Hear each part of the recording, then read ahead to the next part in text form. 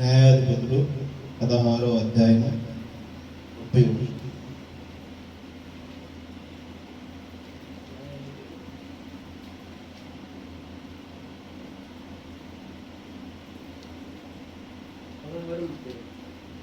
న్యాయాధిపతులు 16వ అధ్యాయము 30. నేను ఫిలిష్తీయులను చనిపోదును కాక అని చెప్పి బలముతో వంగినప్పుడు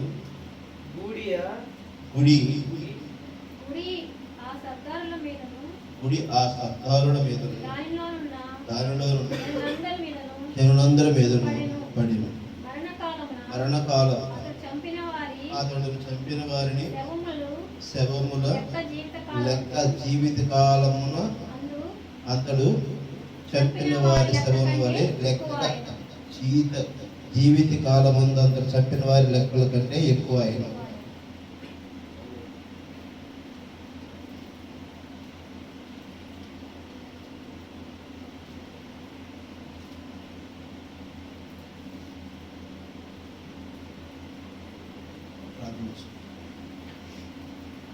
పరలోకమైన తండ్రి, పరిశుద్ధమైన తండ్రి, ప్రభా యేసయ్యా మీకు వందనాలు చెల్లించుకుంటున్నాం తండ్రి. ప్రభా మహాగుణుడివి, అతి శ్రేష్ఠుడివి, సర్వసృష్టికర్త ప్రభా, ఇదిగో ఈ యొక్క నూతన సంవత్సరము మొదటి ఆదివారం ప్రభా స్థుతించి ఆరాధించుకున్నప్పుడు ప్రభా మమ్మల్ని నిలిపి ప్రభా ఈ సమాజ మందిరంలో మరి ప్రభా సంఘమంతటిని ఏకం చేసి ప్రభా చదవబడిన లేఖనములను ప్రభా తెలుసుకున్నప్పుడు ఇచ్చిన సమయాన్ని బట్టి మీకు వందనాలు. ఈ అర్థం ప్రభా ఆ రోజు ఏవైతే కలిగినారో ఏదైతే మాట్లాడినారో నాయన ఆ లేఖనములను ప్రభావ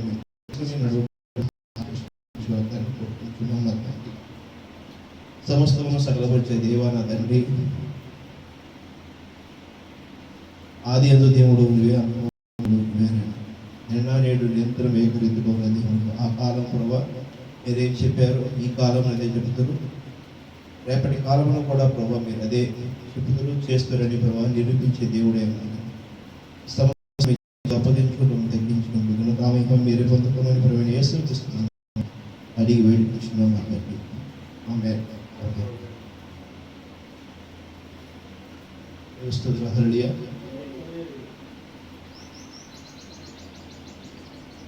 అందరూ సంతోషంగా ఉన్నారా?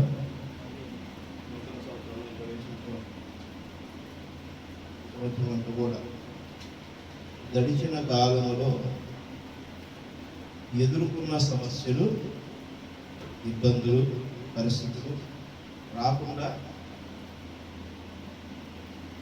మరలా ఈ సంవత్సరం సంతోషంగా జీవించాలి అని మనం కోరుకుంటాం. దేవస్థుతి హల్లెలూయా.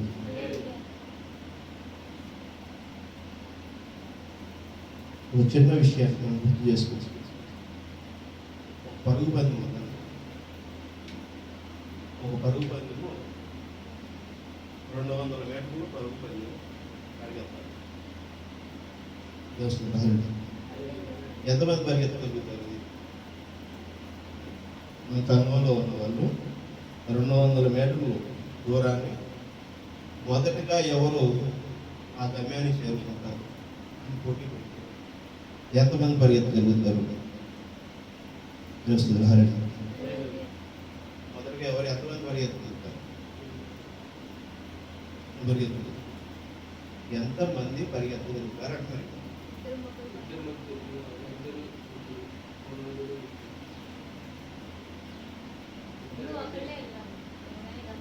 మొదటిగా ఎంతమంది పరిగెత్తగలుగుతారు? హల్లెలూయా.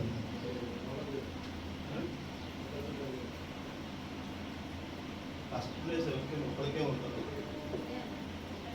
ఇద్దరు ముగ్గురు లేకపోతే నేనే ఆ మొదటి వాడు ఏం చెబుతారు? గెలిచేది ఒకటి, ఇది గెలుపంటారు. అది అంటే ఇక్కడ ఒక్కొక్కరికి పందెం మీద కూడా, అంటే ఒక ఆట మీద కూడా అవగాహన ఏకీభవించట్లా. ఒక ఆటకి ఒక రూల్ ఉంది, ఒక విధానం.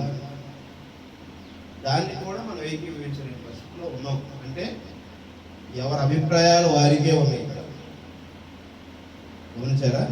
దర్శకుడు ఎవరి ఆలోచనలు వారికే ఉన్నాయి. ఇలానే ఎవరి ఆలోచనలతో వాళ్ళు పులిపిటి మీదకి వచ్చి నాకు నచ్చినట్టుగా దేవుణ్ణి నడమని అని అనుకుంటే పొరపాట కాదా? గడిచిన వారం డిసెంబర్ 31 మెసేజ్ ఏం జరిగింది? ఏం జరిగింది?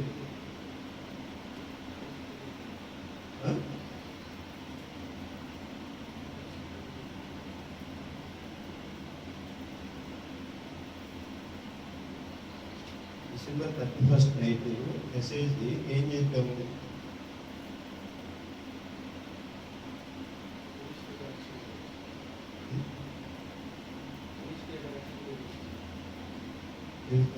చెప్పాను. 20వ తారీఖు జనవరి 4వ తారీఖు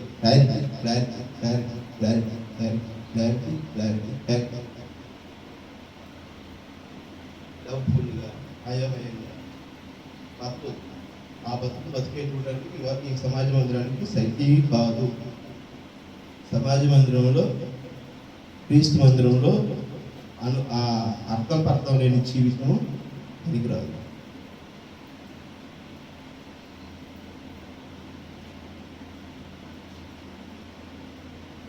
చెప్పండి.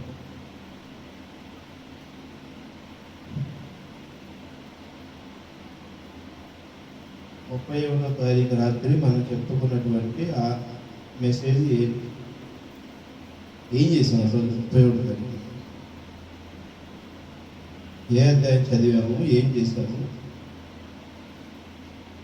31వ తారీఖు గుర్తుందా?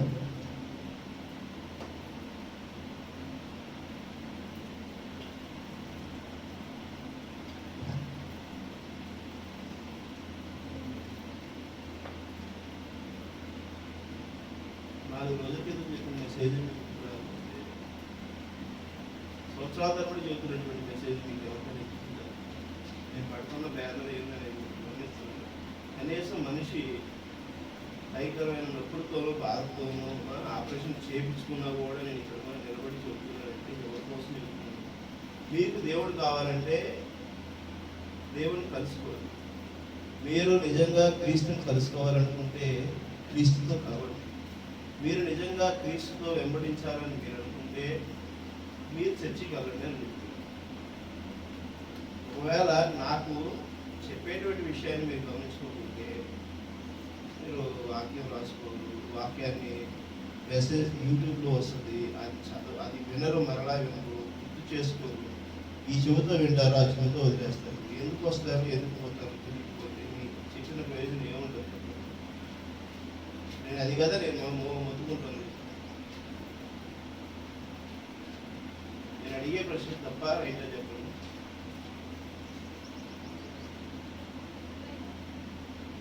తప్పేనా?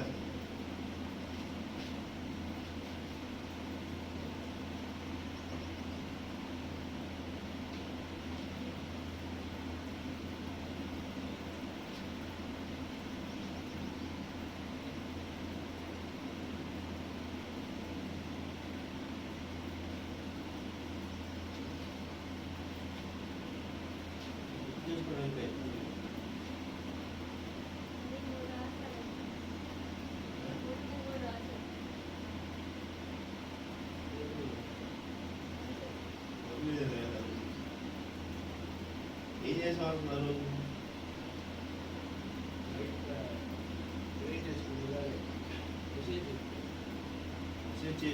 ఏం చేసాం? ప్రార్థన చేసుకున్నాం. ఇంకా గొప్ప విషయం దేవస్థుడు హరడి ఒక విషయాన్ని, వాస్తవ విషయాన్ని చేసుకున్నాం. ఇంకోటి అసలు ఏం చేసాం? మొదట్లో ఏం చేసాం?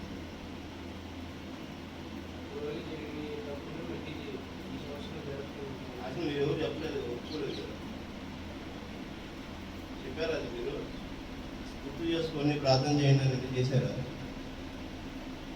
చేయలేదు. అసలు ఏం చేసాం అసలు ఆ రోజు? నేను ఇదే ప్రశ్న ఎన్నిసార్లు అడుగుతున్నాను. నాకు కోపం రకంగా ఉంటుందా? ఏం చేశాం? మీరు ఒకటి తీసుకున్నారు, ఏం తీసుకున్నారు?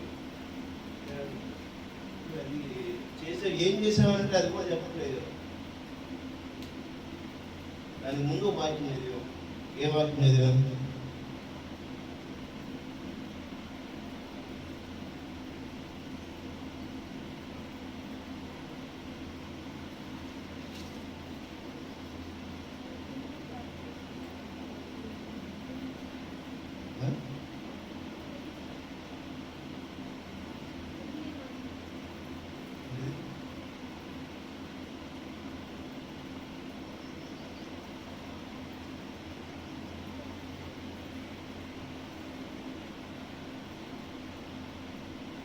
మీరు టెన్షన్లో కూర్చుంటున్నారు. ఎప్పుడు వస్తాడు, వాక్యం చెప్తాడు, వెళ్ళిపోతాం. ఎవరి కోసం? నా కోసమే కూర్చుంటారు. మీరు నా కోసమే కూర్చుంటున్నారు. మీకోసం మీరు కూర్చోట్లా. మీకోసం మీరు వాక్యాన్ని ధ్యానించాలి అనేటువంటిది మీకు తెలియట్లా. ఒప్పు అది మీరు అంగీకరించట్లేదు. నేను ఇదే కదా వేషధారి చేస్తూ సిగ్గులేని బతుకుతున్నారని చెబుతున్నదే కదా. అరే ఎంత చెప్తున్నా కూడా వినిపించుకోరు.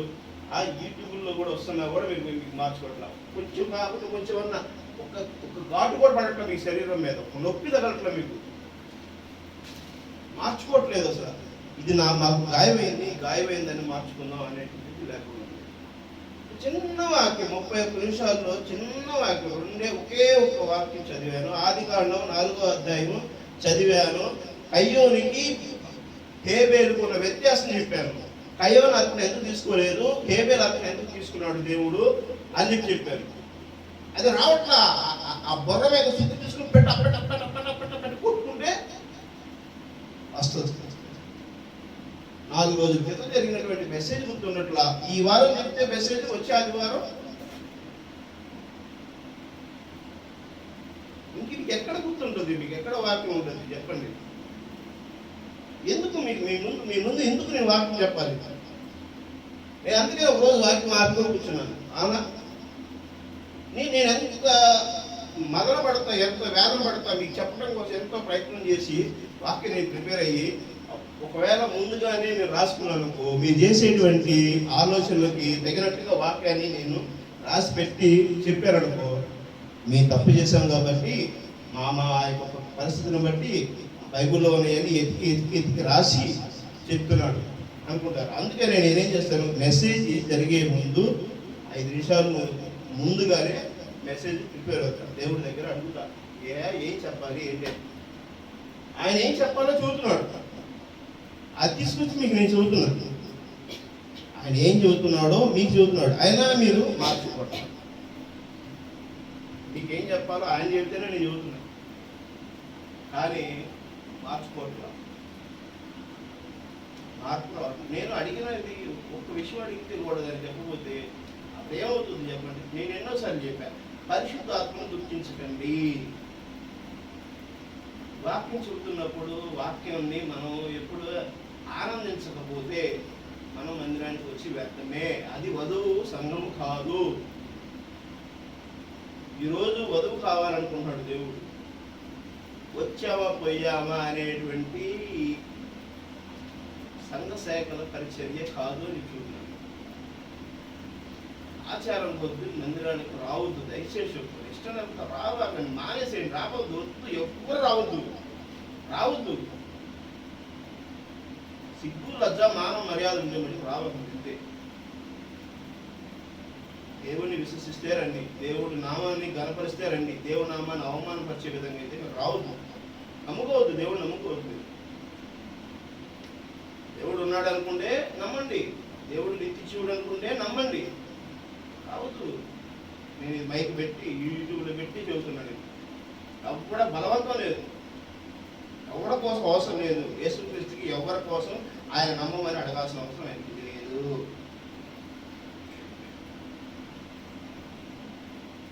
నేను స్ట్రైట్గా చెప్తా, సోది యుక్తి లేకుండా స్ట్రైట్గా విషయాన్ని కుండబద్దలు కొట్టినట్టు చెప్తున్నాను. మీతో జోక్స్ చేయటము, సరదాగా ఉండటము నాకు అట్లా అవసరం లేదు. నాకు ఎందుకు చమత్కారాలు వేయటము అలా కావాలి ఈరోజు సంఘానికి.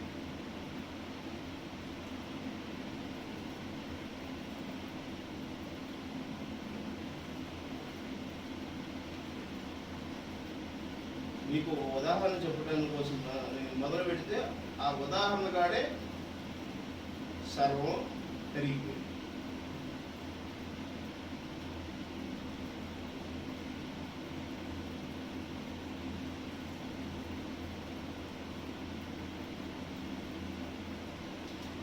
పశ్చాత్తాపం అనేది ఉండాలి. అది లేకపోతే మనం ఏం చేయలేం. మీరు ఏ కాడికి ఏందో ఒక మనం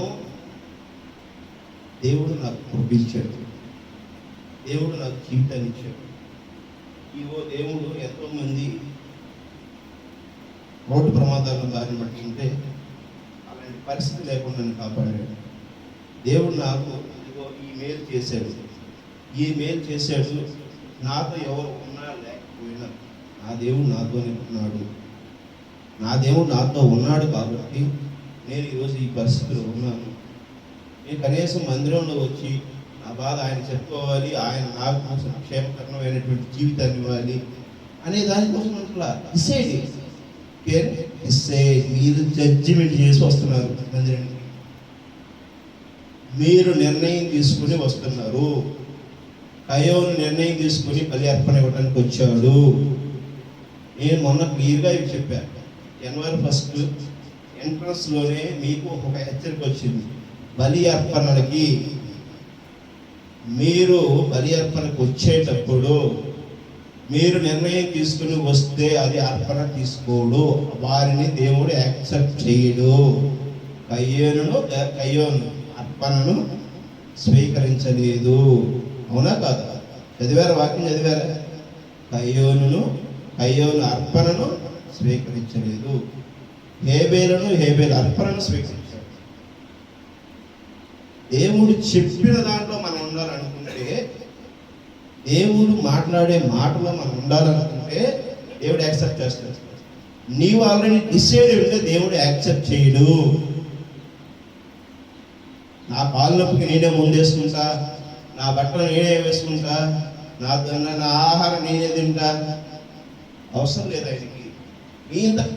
చిన్న విషయం, ఈ చిన్న విషయాన్ని ఈరోజు సంఘం గుర్తించకపోతే వాడు రాబో కాలంలో భ్రష్టుడైపోతాడు. నేను చెప్తున్నాను, మీకు అర్థం కావట్లేదు. తినడానికి తిండి ఉండదు, ఉండటానికి ఆశ్రయం ఉండదు. చెప్తున్నాను, దేవుని నామానికి మహిమ కలుగును గాక. నాకు పదే ఎవరి వారి బాధ్యతలు అప్పచెప్పు. నేను ఉదయం కూడా శాలెంకి పిలిచి కొన్ని పాస్వర్డ్లు, యూజర్ ఐడీలు అన్నీ చెప్పాను. ఎందుకు చెప్పాను సార్? నేను చచ్చిపోతే మీరు బాగుండటానికి ఇదిగో ఇవి ఉన్నాయి, ఇదిగో అని చెప్పానని ఉన్నాయన్నీ కూడా మా అమ్మ కూడా ఇదే విషయాన్ని అప్ప చెప్పింది జరిపింది. అర్థమవుతుందా? తెలుస్తుందా? హాలడి అది మీరు గుర్తుపెట్టుకోండి. గురిపెట్టి మీదనే చెప్తున్నాను నేను, గుర్తుపెట్టుకోండి. దేవుడి హెచ్చరిక.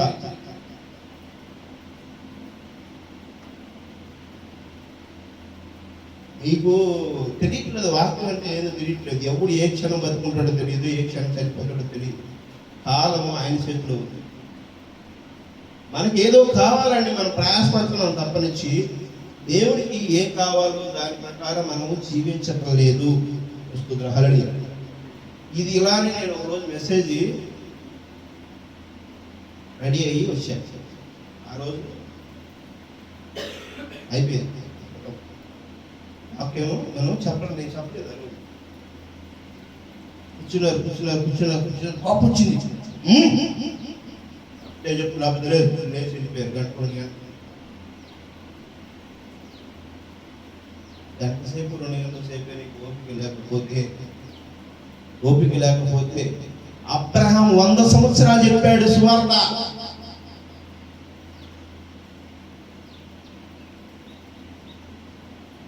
అర్థమవుతుందా? నోవాహు 100 సంవత్సరాల సువార్త చెప్పాడు. మీరేంటి ఇంకా మీకు ఎన్నో సంవత్సరాల సువార్త చెప్పినటువంటి వాళ్ళు ఏమైపోతారు? ఒక వాక్యం పట్టుకోవడానికి, దేవుడి దగ్గర నుంచి వాక్యం తీసుకోవడానికి ఎలా ఉంటుంది? ఒక చిటాన ఒక కాయ ఉందనుకో, పండిన కాయ, దాన్ని పట్టగలుగుతావా? ట్రై చేయండి ఒకసారి, పెట్టి ఎంత టైం పడింది? ఒకసారి గ్రీన్ స్ట్రెస్ కొట్టేసి పట్టుకుపోతున్నాం. ఒకడు రోజంతా ఉంటున్నారు, రాజు ఆ కాయ పడదు. ఒకడు 4-5 రోజులు ట్రై చేసినా కూడా పడదు. ఎందుకంటే వాడికి దాని మీద సరైన గురి లేదు, లక్ష్యం లేదు.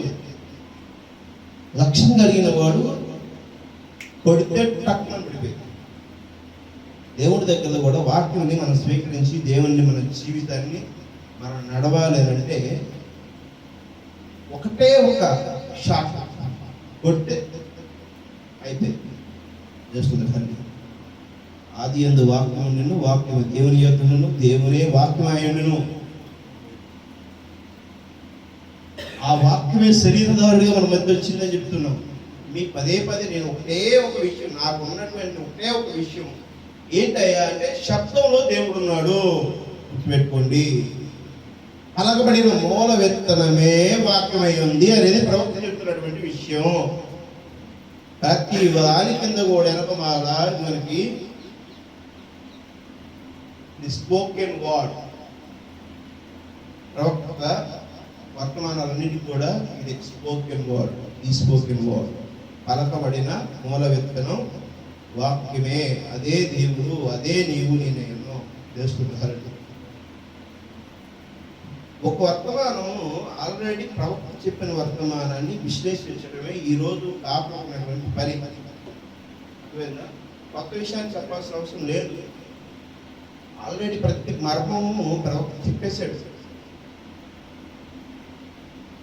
కాపరికి ఉన్న పరిస్థితి ఏంటంటే, ప్రవక్త చెప్పినటువంటి ఏదైతే సామాన్యతలో దాగి ఉన్న వర్తమానం ఆయన చెప్పాడో ఆ వర్తమానాన్ని ఈరోజు జనులకు అర్థమయ్యే విధంగా చెప్పటమే కాపాడి.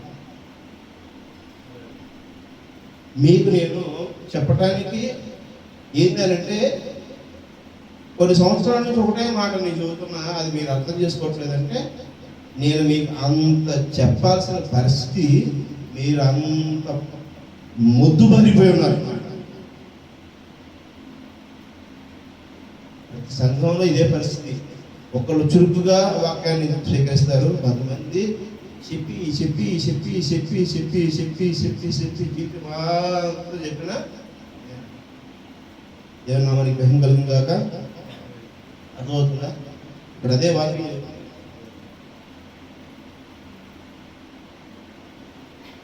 టేబుల్ గార్డ్ వాడు మాట్లాడాలి. దయచేసి నువ్వు మనసులో ఒప్పుకుంటే, అది నీ బ్రెయిన్ గుచ్చుకుంటే, నీ హృదయంలో నాటబడితే దాన్ని ఆమేన్ హల్లెలూయా చెప్పండి, పాటించండి, జీవించండి.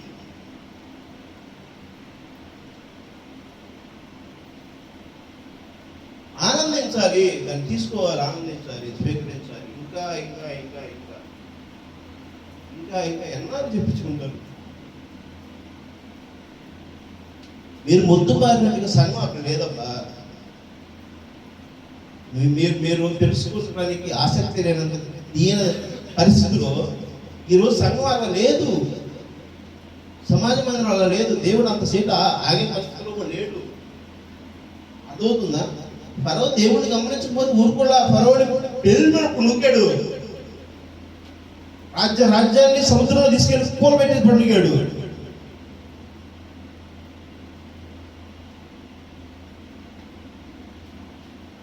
జడ్జిమెంట్ వచ్చే సమయం ఇది.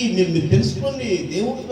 మీరు దేవుడి కోసం వస్తే, దేవుణ్ణి ఎరిగితే, ఈరోజు వర్తమాన సంఘంలో కొంచెం కూర్చుంటే కాదు, సంఘ శాఖలను కూర్చోండి, వేరే చర్చలు కావాలంటే. మీకు అర్థం కాకపోతే అక్కడికి వెళ్ళి ఏమి నేర్చుకోండి. ఇది రక్తమాసములను తినేటువంటి పక్షిరాజు వర్తమానం అయింది. పక్షిరాజు రక్తమాసం తింటది, ఏబిసిడ్లు కాదు తినేది. అవి ఏవి బీపీ గింజలు లేకపోతే పురుగులు పుట్టులు తినే కోడిపిల్ల కాదు, పక్షిరాజు. నేను చెప్పబడేటువంటి వర్తమానం మీరు గమనించాలంటే రక్తమాంసం వారిగా మీరు మారాలి, మీరు దాన్ని వెంబడించగలగాలి.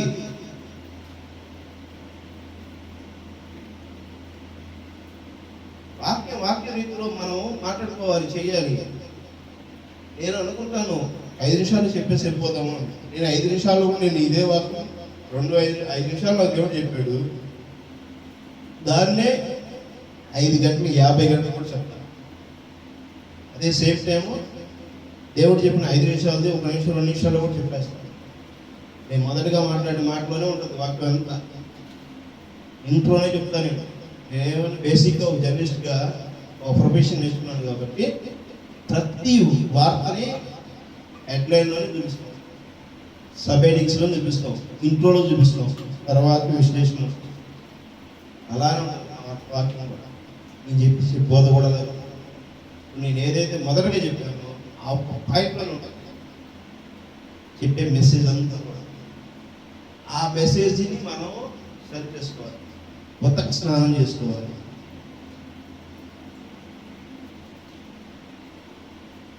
చిన్న విషయమే, ఏం లేదు. మన పశ్చాత్తాపం మనకు కావాలి.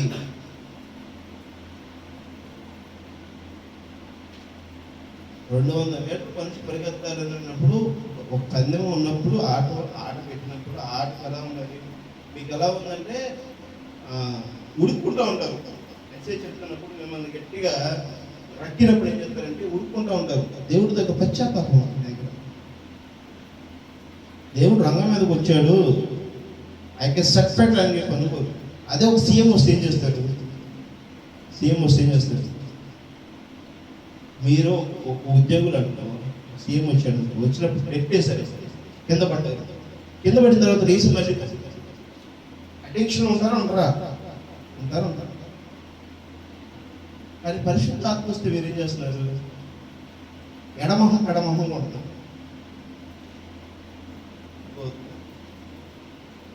ఎడమొహం ఉంటారు. మీకు ఒకటి గుచ్చినప్పుడు దాని వెంటనే మీరు రియాక్ట్ అవ్వటం, పెడత్రంగా పోతున్నారు. ఏముంది అక్కడ, ఏంటి దాని సొల్యూషన్ ఏంటి చెప్పి చూసుకోవాలి.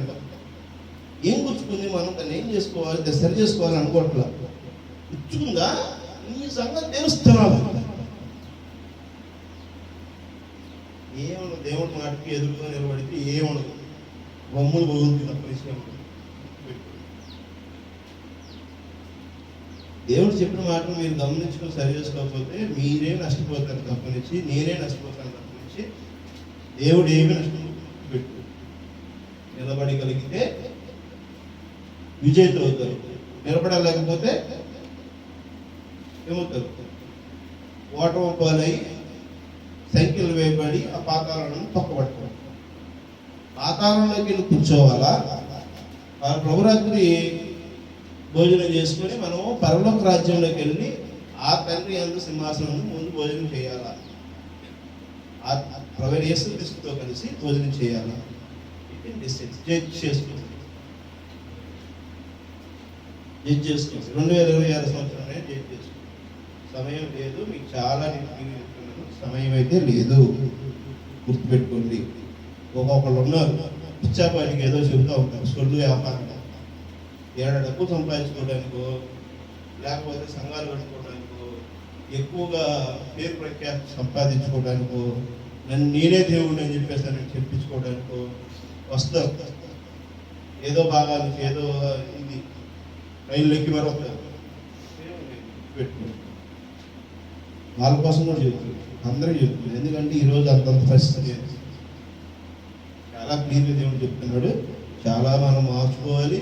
ఎవరికి వచ్చి కూర్చుంటే ప్రయోజనం లేదు. వాక్యరీతిలో ఉంది. వాక్యరీతిలో మనం సరి చేసుకోవాలి. ఎవరి కోసం మనం అయితే సంఘానికి రాకుండా పెట్టుకోండి. వస్తే మీకోసం మీరు వస్తే మార్చుకోండి.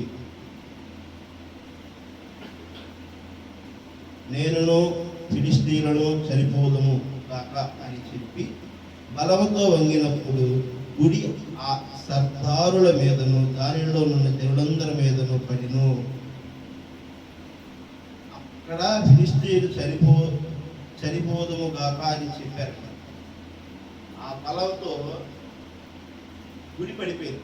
దేవస్థానం హరడి గుడి పడిపోయినప్పుడు ఆ గుడి మీద దానిలో పడిపోయినప్పుడు జనం మీద పడితే అలా జీవిత కాలమున ఎంతమందిని చంపారో అంతకు ఎక్కువే చనిపోయారు.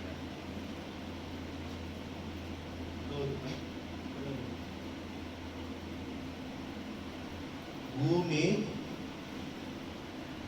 ఏర్పాటు నుంచి ఇప్పటి వరకు కొన్ని లక్షల కోట్ల మంది జనాలు చనిపోయారు. కోట్ల మంది జనాలు చనిపోయారు. రక్షించబడిన వారు కూడా కొన్ని కోట్ల మంది ఉన్నారు. దేవుని నామానికి మహిమ కలుగును గాక. మనిషి ఆశనే కూర్చున్నాడు, ఆశతోనే ఉన్నాడు. ఆశ వలనే దేవుడు దూరం అవుతున్నాడు. మనం ఏదో వస్తువు మీద, ఒక క్రియ మీద, ఒక సంపద మీద, స్థానం మీదను, లేకపోతే ఇంకో దాని మీద ఆశ కలిగి ఉండటం అనేది దేవుడిని మనం వెంట పెట్టి నిలబడుతున్నాం.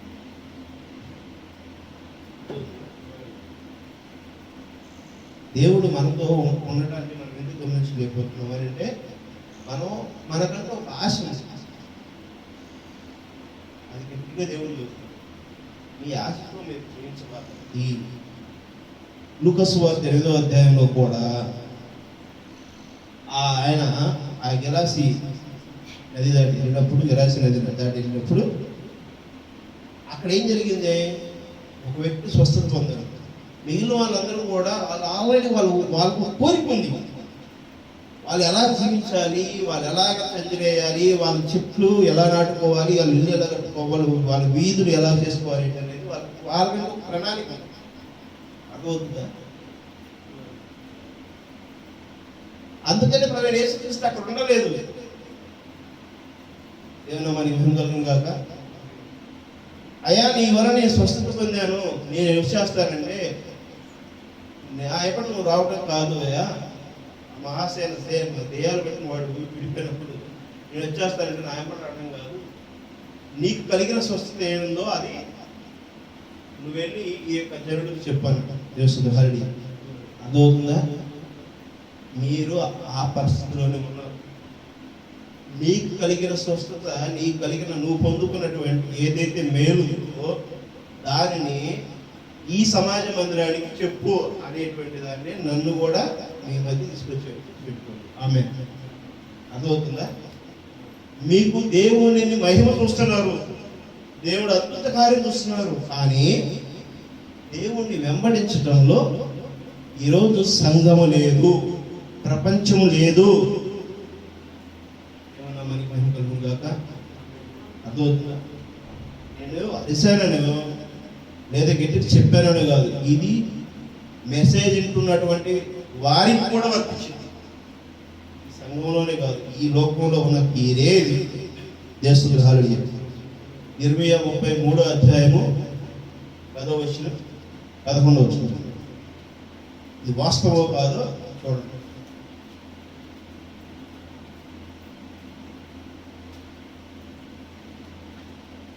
ఇర్మియా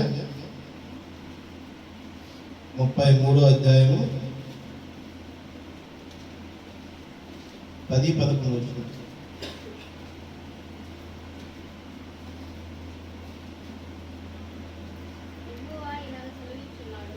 యెహోవా ఇలా సెలవిస్తున్నాడు, పాడైపోయినను ఇది పాడైపోయినను దీనిలో నరులు లేరని, నివాసులు లేరు, జంతువులు లేవు అని చెప్పు.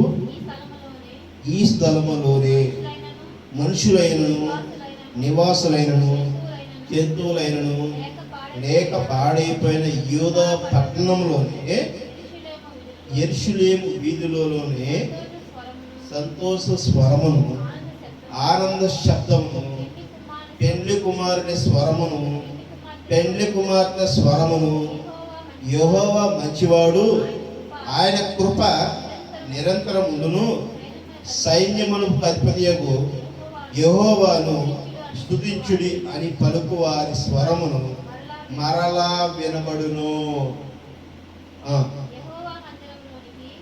యెహోవా మందిరములోనికి స్తుతి యాగములను తీసుకుని వచ్చి వారి స్వరమును మరలా వినబడును. మునుపుటి వలె ఉండుటకై చెరలోనున్న ఈ దేశస్థులను నేను రప్పించుచున్నానని యెహోవా సెలవిస్తున్నాను. అర్థమైంది? అర్థమవుతుందా? ఆల్రెడీ ఉన్నటువంటి వాళ్ళే ఏమయ్యారన్నా, యెహోవా ఇలాగూ సెలవిచ్చుచున్నాడు. ఇది పాడైపోయిందా లేదా? ఆ రోజు సంఘము పాడైపోయింది, ఈరోజు సమాజము పాడైపోయింది, ఈరోజు మనము పాడైపోయింది.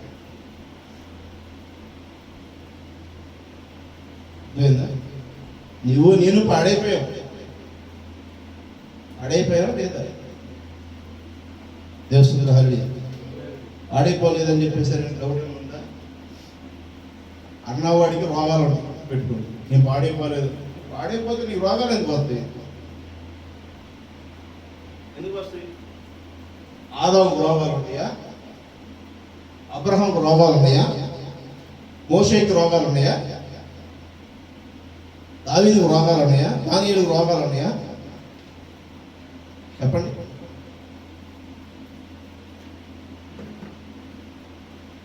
ఉన్నాయా? అసలు ఉంటాయా? అపోస్తలుడు పౌలుకు రోగాలు ఉన్నాయా? పౌరులు తాగితే పౌరులు చెంగు తాగితే పౌరు వేసుకున్న దుస్తులు చెంగు తాగితే స్వస్థత పొందుకున్నారు. దేశస్తులు ఆల్రెడీ రోగాలు ఉన్నాయి. ఇప్పుడు మనం పాడైపోయిన వాళ్ళమా కాదా? అర్థమైందా? ఏమన్నా మనకి కలుగును కాదు. పాడైపోయిన ప్రతి ఒక్క దారిని నేను స్వస్థపరచుట కొరకే నేనున్నాను అంటాడు. ఆమె పాప పశ్చాత్తాపం కొరకే ప్రవీణ యేసుక్రీస్తు వచ్చాడు. ప్రతి దానిని ఆయన రక్తంలో కడిగి శుద్ధిపరచడానికి వచ్చాడు. దేవుని నామానికి మహిమ కలుగును గాక. మనం దేనికోసం ప్రయాసపడుతున్నాం? బంగారం కోసం. ఈ బాడీలో బంగారం లేదా? నీ బాడీలో బంగారం ఉందా లేదా? నీ శరీరంలో బంగారం ఉందా లేదా? నీ శరీరంలో బంగారాన్ని నువ్వు కాపాడుకోలేక ఎదుటి బంగారం కోసం పాకులాడుతున్నావు. ఏమి మనిషి అయ్యారు? ఈరోజు సంఘం ఎక్కడుంది? నీ బాడీలో ఐరన్ లేదా?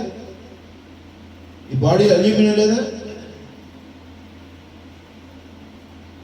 నీ బాడీలో గొప్పతనం లేదా? నీ బాడీలో కరెంట్ లేదా? లేదా ఉందా? మరి దేనికోసం వెళ్తున్నావు?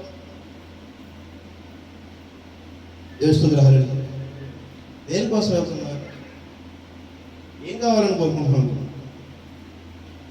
మనిషి ఆశ చొప్పునే దేవుడికి దూరం అవుతున్నాడు. ఆమె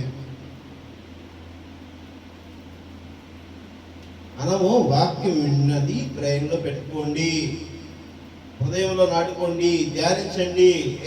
అవునా కాదా? ఈరోజు కాపరి ఏం చెప్పారు? ఆ కాపరి చెప్పిన మాట వాక్యం ఉన్నది. ప్రవక్త ఏం చెప్తున్నాడు? ఆ ప్రవక్త చెప్పినటువంటి వాక్యానికి, బైబిల్లో ఉన్న వాక్యానికి, మరి కాపరి చెప్తున్నటువంటి విషయానికి వేరే చేసుకుంటే ఈ సంఘంలో జరుగుతుందా లేదా, నేను చేస్తున్నానా లేదా ఇదన్నా పరిశీలన చేసుకోవాలి కదండి. మరుసటి మంది మరి మెసేజ్ వచ్చేటప్పటికి ఇదన్నా చేస్తారా? ఎక్కడి నుంచైనా చేస్తారా? దేవుని నామానికి మహిమ కలుగును గాక. చేస్తారా? తీర్మానం కలిగి ఉన్నారా? అవును ఆమె అవును కలుగుతుంది అని చెప్పి చెప్పగలుగుతారా మీరు? అది చెప్పొచ్చా? అలాగా మీరు చేయడం కోసమే ఈ వాక్యం మీతో నాతో మాట. తాను కోరుకున్న దానినే ఏదైతే దూరం అవుతుందో అప్పుడు ఏ మనిషి అవుతున్నాడు? ఘర్షణ గురవుతున్నాడు, వేదన గురవుతున్నాడు, బాధపడుతున్నాడు. నేను ఈరోజు బిర్యానీ తినాలనుకున్నా.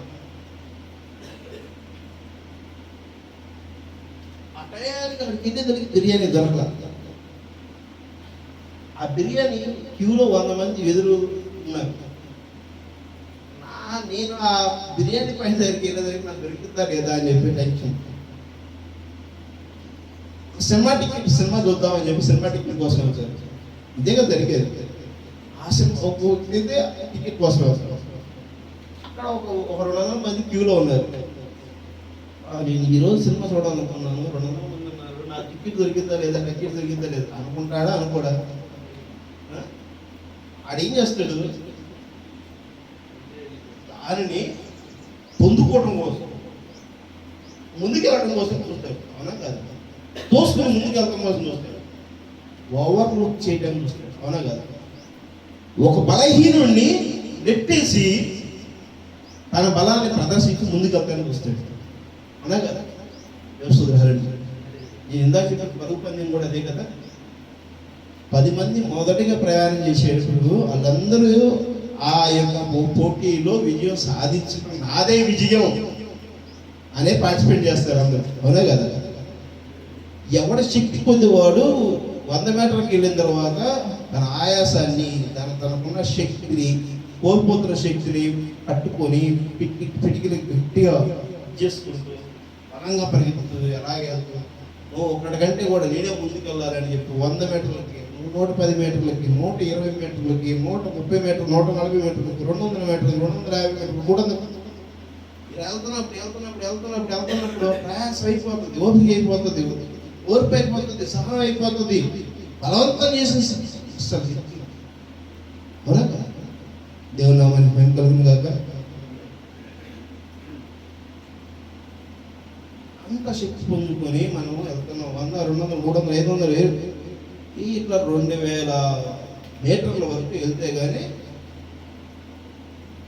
ఆ 200 మీటర్ల వరకు వెళ్తే కానీ మనం విజయాన్ని సాధించగలుగుతాం. అందరినీ తోసుకొని 110, 120, 150, 140, 170, 180 అయిపోతుంది.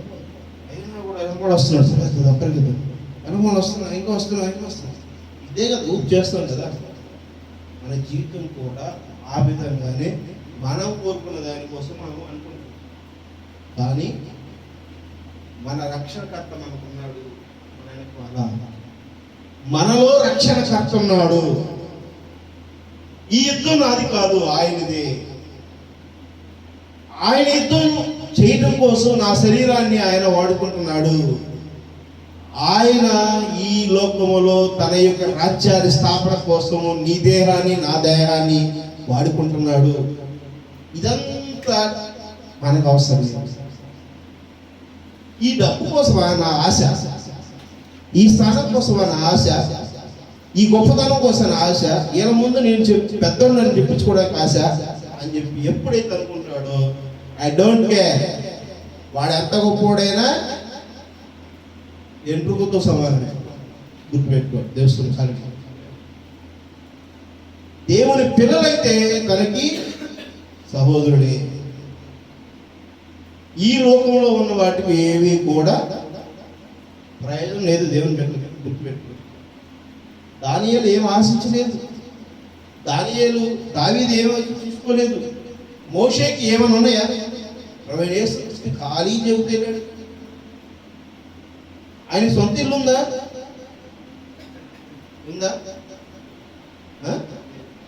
దేవుని నామానికి మహిమ కలుగును గాక.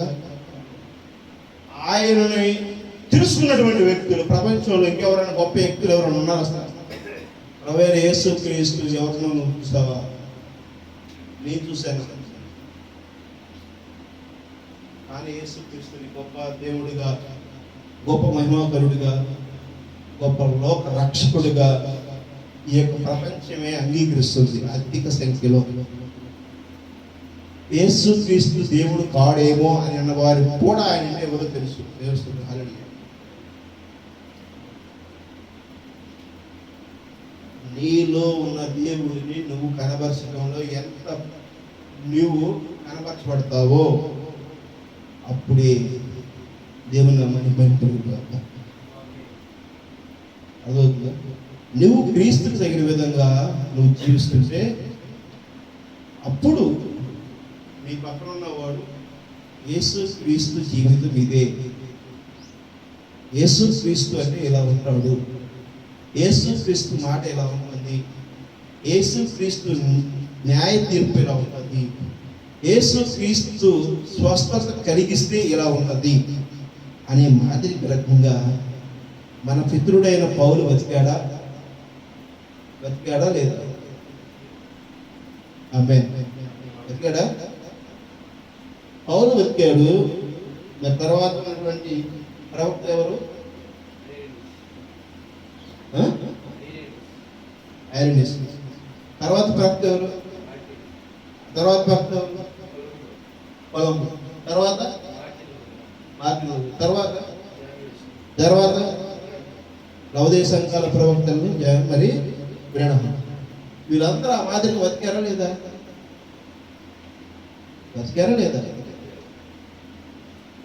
నేనేమంటున్నాడు ఆయన? నన్ను ఏమంటున్నాడు ఆయన? వీరందరూ ఏం చెప్పారు? క్రీస్తు పోలి జీవితంలో మేము ఏ విధంగా బతికామో మీరును అలానే బతకాలి. ఆమేన్. నేనేం త్యాగం చేయమంటున్నా ఆయన. నిన్ను డిస్టర్బ్ చేస్తున్నటువంటి వాటిని నీ దగ్గర రానివ్వక అంటున్నాడు. ఫాస్ట్ ఫుడ్ తినాలని కోరుకుంటే మనము ఆసక్తి మనకు అవును కదా, అది తినగా మన బాడీని డిస్టర్బ్ చేస్తుందా లేదా? అది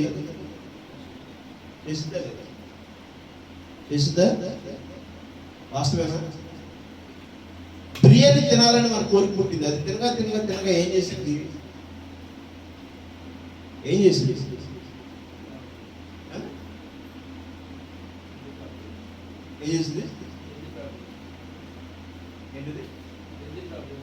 ఎంత ప్రాబ్లమ్స్ వస్తాయి, అవునా కదా? తెలుస్తుంది కాదు. ఇంకొక దాని మీద మనకు ఆశ పుట్టింది. దాని మీద తిరగా డబ్బు మీద ఆశ పుట్టింది. డబ్బు నువ్వు కూడా పెడతా ఉండు. ఎన్ని సమస్యలు తీసుకొచ్చి పెట్టింది చూసా. ఇన్కమ్ ట్యాక్స్ ప్రాబ్లమ్స్ తీసుకొచ్చింది, బంధువుల నుంచి ద్వేషం తీసుకొచ్చింది, శత్రువులను తీసుకొచ్చి పెట్టింది. నీ నుంచి దోచుకోవడానికి ఎంతో మంది ప్రయత్నం చేస్తారు. నీ మీద లేనిపోయిన అబండాలు వేస్తారు, నిన్ను దూషిస్తారు, వీటినన్నిటిని ఎదుర్కోగలిగేటువంటి దాన్ని మనం ఎప్పుడైతే చేయగలుగుతామో, దాన్ని కాపాడగలుగుతామో అప్పుడే మనం గుర్తుపెట్టు చేస్తుంది. మనకిచ్చిన దాన్ని మనం కాపాడుకోలేనటువంటి స్థితిలో మనం ఎంత పోరాటం చేసినా, ఎంత ప్రయత్నం చేసినా, ఎంత దూరం పోయినా వేస్టే.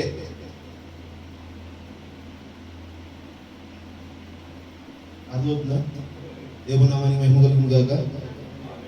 దాని వలనే తనకు చెందినవే అనుకున్నప్పుడు వస్తువైనా, తన పిల్లలైనా, తన భార్య అయినా, తన భర్త అయినా, తన తల్లి అయినా, తన తండ్రి అయినా, తన అత్తమావరైనా, తన తల్లిదండ్రులైనా, తన బంధువులైనా, మిత్రులైనా, ఎవరైనా వీళ్ళు రావాలి అని అనుకున్నప్పుడు వారు మనకు దూరమే. అలాగా శరీర వ్యక్తులుగా దూరం అయితే ఏమవుతామంట? 1 రోజు, 2 రోజులు, 3 రోజులు, 4 రోజులు బాధపడతాం. తర్వాత ఏం చేస్తాం? వాళ్ళు గుర్తు చేసుకుంటా మనం మర్చిపోవడానికి ప్రయత్నం చేస్తాం. అదే కనుక మనిషి మనతో ఉండి అతను బతికే ఉన్నాడు, మనమే బతికే ఉన్నాము, మనం ఎంతో ప్రేమించినప్పుడు అతను మన నుంచి దూరం అయ్యాడు. అప్పుడు వాళ్ళు పడతారు వేదన.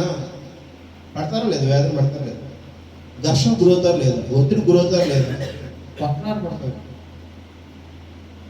ప్రేమించిన వారిని దూరం చేసుకోవడం కోసం, ఇష్టపడిన దాన్ని దూరం చేసుకోవడానికి ఎవరైనా సరే ఘర్షణ, యుద్ధం చేస్తారు.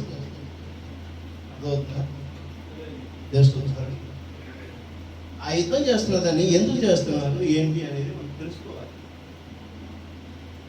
మనం ప్రేమించేది కాదు మనకు కావాల్సింది, ఎదుటి వారి నుంచి కూడా మనం కలుగుతున్న దాన్ని కూడా మనం గుర్తించుకోవాలి. ఆమేన్. దాన్ని ఎప్పుడైతే మనం సంక్షిప్తంగా, ఖచ్చితత్వంగా తెలుసుకోగలుగుతాం, అర్థం చేసుకోగలుగుతాం, అదే వివేచన. అది మనం తెలుసుకోవాలంటే దేవుడితో మనం సంఖ్యత కలిగి ఉండాలి. మీ మధ్య నేను ఈ విషయాలు చెప్తున్నప్పుడు మీరు దానిని కలిగి ఉంటారు. దేవుని వారికి మహిమ కలుగును గాక. ప్రకటన గ్రంథం 5వ అధ్యాయం అనే వర్తమానం ప్రవక్త ఈ మాదిరిగా ఆయన మనకి గుర్తు చేస్తున్నారు. మరి మనకి ఎలాంటి విషయాలు ఉన్నాయో మనం తెలుసుకుని ఈ భూమి మీద మనం నడవాలనేటువంటిది ఆయన మనకు చెప్పారు. మనకి ఏ దూరం అవుతుందో దాన్ని మనం కావాలని కోరుకునే విధంగా ఉండకూడదు. దేవుని హరి.